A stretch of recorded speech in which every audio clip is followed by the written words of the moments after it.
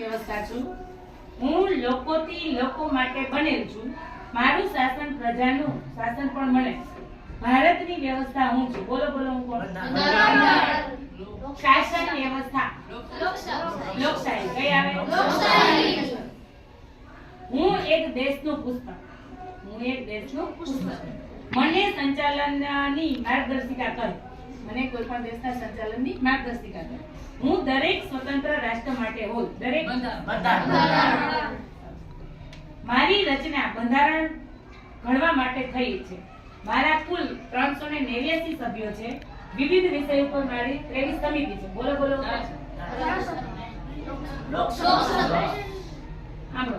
મારી રચના બંધારણ કઈ શબ્દ સાંભળો।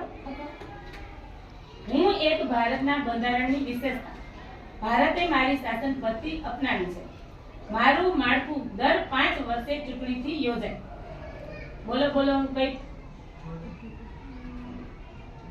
કઈ શાસન વ્યવસ્થા એક ને એક શાસન વ્યવસ્થા એક ને એક જવાબ પાછો આવી શકે।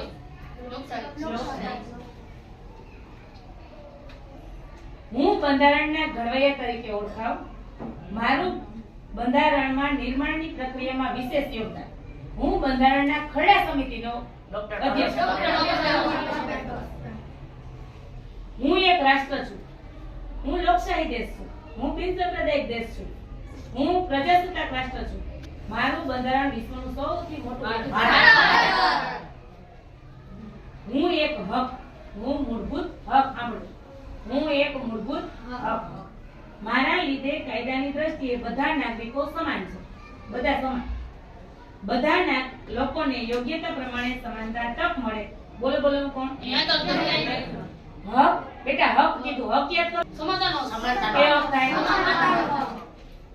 શબ્દ સાંભળો પાછો સાંભળો। હું એક મૂળભૂત હક મારા લીધે દરેક નાગરિકો સ્વતંત્ર સમગ્ર દેશમાં હરવા ફરવાની છૂટ દરેકને વસવાટ કરવાની વ્યવસાય કરવાની છૂટ। બોલો બોલો હું કહું